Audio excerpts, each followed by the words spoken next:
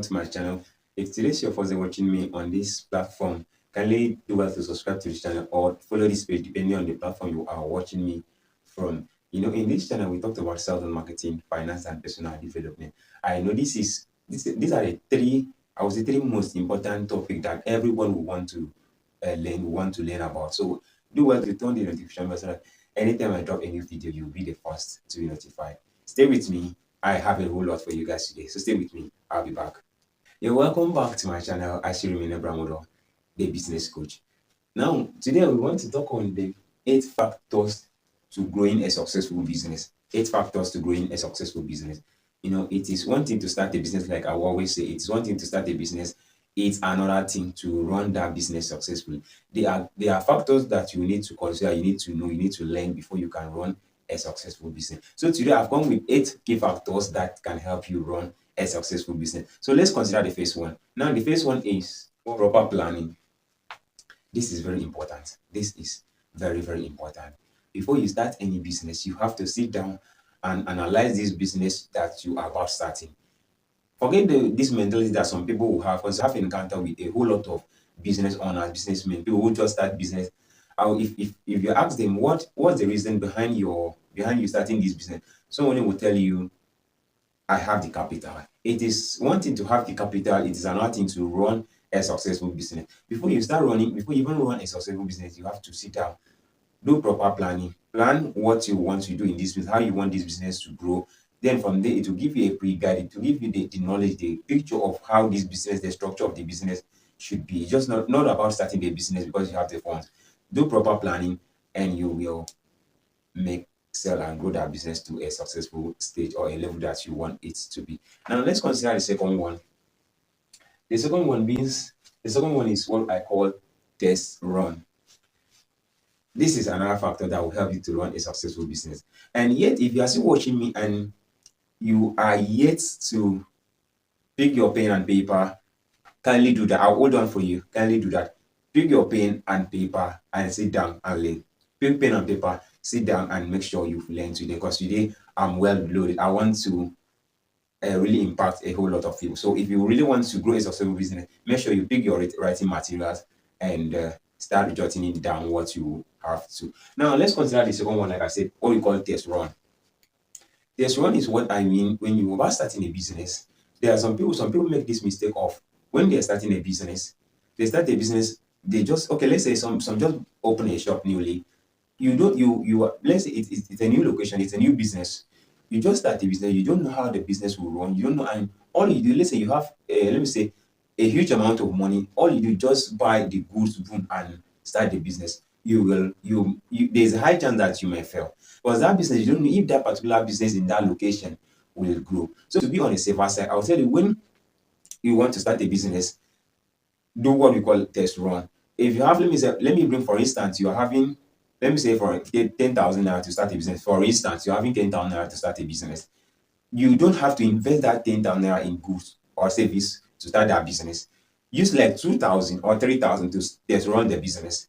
When you buy those products in a little quantity, then you can see how the business will grow. Over the time, if what you are selling, what you are offering, people are interested in it, then you can use the remaining 8,000 or 7,000 that remain to buy those goods. And now at this level, you are sure that you will make sell. You buying goods at let me say, you buying those goods at that 10,000 naira initially, you might lose, because if it doesn't work, what happens to your money? You will lose. So it is very important that you test run a business first before you go into it deeply, so that you be on the safer side. So that's what I call test running. I hope you are learning. Now let's consider the third one. The third one being advertising. This is very, very important. Like, this is one of the major key role in business. This is one of the major key role in business, advertising. You might see, for instance, let me use two businessmen now, two business owners now. Let's say Mr. A started a business the same day with Mr. B. Now Mr. A published his business to advertise his business to millions of people on different platforms.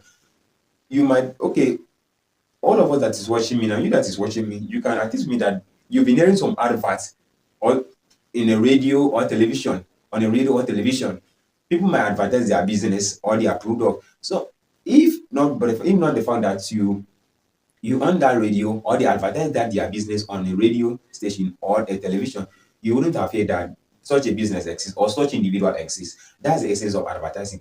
And you stand a chance when they advertise that business, they stand a chance of making a whole lot of sale because sale, as I will always say, sale is a number game. The more eyeballs to your product, the more eyeballs to your goods, the more eyeballs to whatever you're offering, you are selling, you stand a chance of making more sale. Now, Mr. B, this is what Mr. A has done. He has published his business, advertised his business to thousands of people, and Mr. A has nothing to do with advertising. He doesn't even care about advertising. He just believes that when he opens a shop or when he starts his business, he will make sale. Now, let me compare it to let's bring this comparison now. Mr. A and Mr. B. Who will make more sale? Then drop the comment in the comment section. Let's see who will win.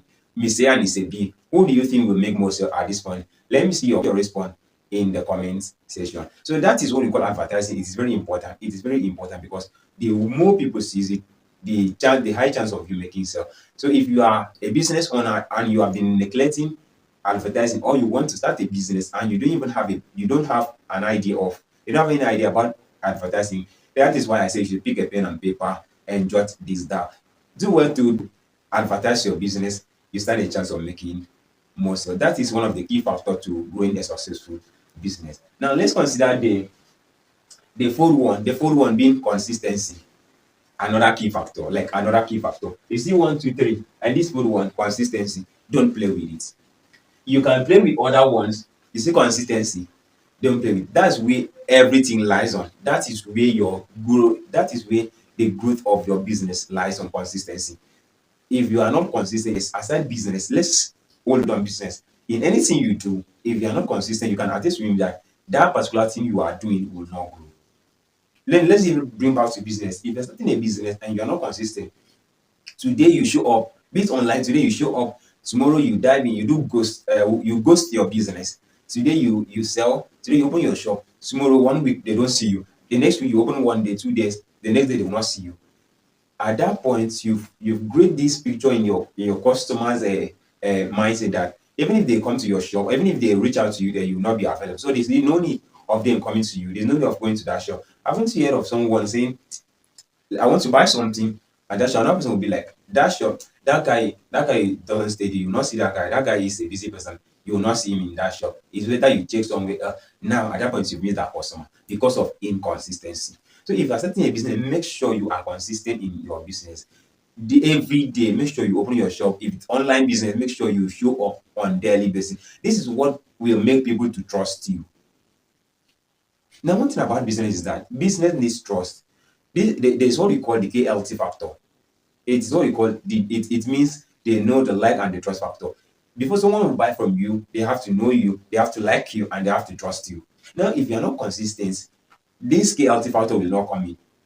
Because we want to see how consistent you are in rain or sunny in rainy season or dry season. People want to know and see how consistent you are. Then this is when you can create this customer and a business owner relationship, and it will go a long way. So consistency is very important. Consistency is very important to growing a successful business. If you have been inconsistent in your business, it's high time you change that narrative. It's high time to change that mindset. Be consistent, and you will see a change in your business. Now let's consider the fifth one being customers retention. If I see someone who open a shop. Now, someone open a shop. So for instance, let me bring in this instance. You went to someone open a shop now, and your customer comes in. You own a shop, and your customer comes in. Let's say, for instance, you are selling body spray. For instance, you are selling body spray, and most especially Nigerian, an average Nigerian would likely bargain your product, whatever you are selling. Nigerians, that's Nigerian for you. They will likely bargain what you are selling. Some of them will even have the money that they can afford that stuff. They can afford that product at that amount you tell them. But for the fact that it is Nigerian, because that's Nigerians for you, they will want to back in that product. And now, for instance, I'm bringing it so that I'm giving you a plain example so that you know what I mean. Now, your customer comes in. Say, for instance, your perfume, that particular perfume, you sell it at 10,000 naira, for instance. And now your customer, like, oh, I don't have 10 naira to buy this perfume, but I have 8,000. Will you sell it for me at that amount? You are the business owner. You own that business.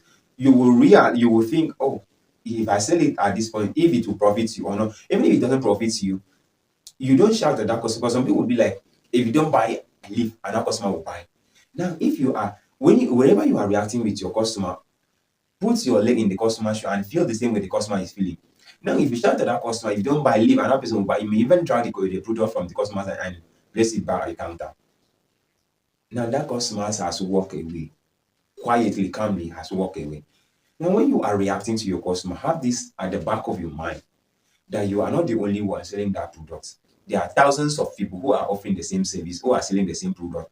And that customer that is leaving your shop is not going back to his house. He's going back to another shop and he will buy it there. Now, when that customer, you've chased that customer away, when he buy it from somewhere else, another shop, do you think that customer will come back to your shop to buy anything? Drop the comment in the comment section. If you are the one, will you go back to that shop and buy something some other time after you have been maltreated? Will you go back to that shop? Now, drop it in the comment section. Let's see your reaction or your response to this as we proceed. That customer coming and you'll be like, oh, will you sell it at the rate of 8,000? You say, oh, customer, it doesn't work like that too, but I'll sell it for you at the rate of 9,500. Or even if it doesn't work, if your price is 10,000, oh, that is just the price. I would have reduced the price for you, but for the fact that it will not favor me, that is the price. Don't be funny. So customer, you see, oh, they will say, okay, don't worry, ma, don't worry, pa. They will bring out the 10,000 and buy it peacefully. They enjoy the customer's relationship now. The customer and the business owner relationship, they walk away with the product. Now let me show you how you retain. Now you've been able to retain this one, and the other one you had chased the customer away. Now let me tell you how referral works. That first customer you chase away might have, okay, my one day work with is or her friend, and that his friend will be like, oh, I'm going to that shop, let me go to that shop and buy something. It will be like, don't, if it is that particular shop, don't go. That woman is so ash, don't go. Go to this other person's shop and buy. You see what you've got now. And that friend will also tell his or her friend, another friend, and you start it. Because one thing about business, there's this thing about business, we say one customer loss is equal to the to hundreds of customers. Yes, you lose one customer, you lose one customer, you stand a chance of losing 100 customers through that one customer you lose. That is how it works. Now that's the same thing, that one customer you win, you stand a chance of winning 100 customers. Now you had treated the other customer well. The customer will be like, if he goes out, he will be like, okay, maybe his friend might have seen the same product or might have perfumed the aroma of that perfume or that body spray. Where do you buy this from? A question from his friend. Or I bought it at so shop, and that man is very peaceful. He knows how to play with his customers. Go there, I enjoy his service. Go there and buy it. You see now, you are not you only sell your product in your shop, and when this is what we call referral. Now, when this your customer refer his or her friend to you, you are not there. But based on how you treated him the previous time, makes him to refer his or her friend to you. And now this customer that is coming through referral is coming with this confidence where I know I'm very sure I'll get this product, and this man knows what to do. It's all called customers retention and referral. The way you treat your customer determine if they will come back, and if they don't come back, you will lose. I will always say it is your customer first before you. Forget about that. Some people will be like, I'm the business owner, I do this, it's my shop. Yes, it's your shop, but without people buying from you, there's no need of you running that business. There's no need of you running that business. Because you are not the one to patronize yourself. It is your customer that will patronize you. So that is why I said you should have it at the back of your mind that it is you first, it is your customer first before you. So treat your customers well. The way you treat them will determine if they come back or not. That is that for customers retention. It is very, very important. So that is that. Let's focus on the sixth one, being strategic location. Strategic location is very, very important in business. Very, very important in business. Your location, where your business premises is located, is very, very important. It has a key role to play if the business will succeed or not. Now, let me tell you how it works. Now, this is how it is. Let's say, for instance, okay, some people will open a shop anywhere. You didn't even consider what you are selling and the location you are opening the shop. If the surrounding will favor the business or not, you just open a shop like that. And let me give you an instance. Let's say someone who opened a furniture shop or how appliances close to school area, that school location, compared to someone who opened a bookshop in a school location. who will make more sale? Is it the person with house equipment, that's furniture, or the person with a bookshop who make more sale in a school location? You can attest with me that it is someone with a bookshop, someone who owns a bookshop in a school location will make more sale more than someone who is selling house equipment. The students at their level, they don't have any business doing with house equipment at that point. They will have need for it, but that will be later after school. When they are in school, all their mindset, their focus is how to read the types of book they should buy. So they will rush to someone who is selling books, that's the bookshop, more than someone who is selling house equipment. It is as simple as that. Your location matters a whole lot in your, don't say it doesn't matter. I've given you an instance now that it matters a lot when you are about opening a shop. So that is that when it comes to strategic location. Now let's consider the seventh one being authority positioning. I like this one. I like this one. Authority positioning. This is one of the factors that a whole lot of business owners feel. Authority positioning. Let me give you an instance. Authority positioning is okay. Let me say a contractor who is going to for an interview to secure a contract. Well, let me say billions of naira. Now, let me show you how to position yourself as an authority to grow that to win that contract. Let me say Mr. A and Mr. B are going for the same interview to secure that contract. Now they have the criteria, that's certificate. They have their certificate. Both of them, Mr. A and Mr. B, have the certificate that will guarantee them the work. If you want to compete, if you want to look at their certificate, their intellectual capacity, they are capable of winning that contract based on their academic level. They are capable. Now, this is what disqualify a whole lot of people. You Mr. A and Mr. B. Now Mr. A, okay, let me see. Now Mr. A wears suits as I am, wears suits, not his tie, wear his shoe, and drive into our car to that interview arena where he wants to be interviewed. And now Mr. B just climb on a bike with a short that let me use a kind of Tata dressing like that to the business to the interview arena. Now the two people, Mr. A step out of his car and Mr. B drop down on a bike. The management of that contract sees the both of them.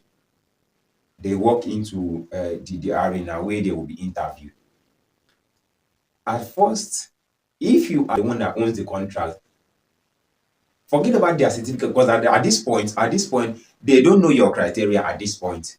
But how you appear now matters a whole lot. This is what we call positioning. How you appear now matters a whole lot, like a whole lot. So if you really want to, if you want to win sales like that, you have to position yourself as an authority. If you are a contractor, who will you award that contract? Is it Mr. A who step out from his car, or is it Mr. B who just on a bike with on indecent dressing? The truth is that you can comment your answer in the comment section. Let's see your picture. But the truth is that Mr. A will win the contract ahead of Mr. B because of his positioning. Now, you may say, I don't have a car, I don't have a suit. Let me tell you how business owners operate. Let me tell you how business operates. The truth is that even if you don't have that Mr. that dropped from his car, is not a guarantee that he's the owner of that car. That's not a guarantee. He might rent that car just for that occasion, for that event. He might even rent a suit just for that occasion, just for that event. That is how it works. After the interview, he will return. You will not the contract owner will not follow him back will not follow him back to know if he's the owner of the car or he's the owner of the suit or he's the owner of the shoe. They will not follow him back to his place. After the contract, they will go back. Everyone will go back to their different destination. And now he has been able to position himself as an authority compared to Mr. B. And he will win the contract. He will win. Now, do you know why they award the contract to Mr. A? Because they feel he's capable to run this. They will be like he has been running this, he has been piloting such a field before. He has been working with big companies, or he knows what to do before even driving on such a car to this place. That means he has been handling such contract, maybe even bigger than the one that we want to award him. So let's award him because he is capable. You see how he pictures, you see now in the picture, he has programmed a picture to people or to the interviewer that he is capable of doing this. And they will award him the contract. When he go back, he returns the car, you will not follow him back. but he has won the contract. That is what we call authority position in business. You got that. Now let's consider the last one in my list today. We spend less and earn more. Spend less and earn more. This is one of the factors that will also determine how you grow your business. How your business grow. It is very important to know how you spend your money, your business money. Very, very important. If you are earning, for instance, if you are earning 5,000 a day, you should not be spending the whole 5,000. Not to talk of spending 7,000 when you are earning 5,000. You should, I'd rather say you shouldn't even spend up. You should not even spend up to 5,000 a day. That's just the truth. That is just the truth. If you're earning 5,000, make sure you are spending less than, let's say, 1 or 2,000. Let there be savings. If you're earning 5,000, make sure you are spending 1,000 or 2,000. Save the rest so that you can reinvest it in that business. If you're earning 5,000 and you are spending 6,000, 7,000, it's just a matter of time that business will crash down. If you are earning 5,000, you are spending 7,000, where do you think the other 2,000 that you are spending comes from? It's from the capital. Yes, it's from the capital. You may feel it doesn't matter, but the truth is that it matters. Like, it matters. So spend less and earn more. Know how much you earn and know what you spend. That is what will guarantee you a successful business. So that is what I have for you guys today. Let's do a quick recap on this. Proper planning. The second one, test running. That's knowing what you do. The second one, test running. Third one, advertising, consistency, customers retention and referral, strategic location, authority positioning, and spend less but earn more. So that is what I have for you guys today. I hope you've learned a whole lot from this video. If you are yet to subscribe or follow this page, kindly do that and turn the notification bell so that you will not miss the videos that I will upload in the community. But do to share this video for other people to also benefit. See you guys in my next video. I remain Abraham, the business coach. If you are struggling to grow your business, you can book me. If you are struggling to grow your business, you can book me for a session. Then we'll talk about that. See you guys in my next video. Bye for now.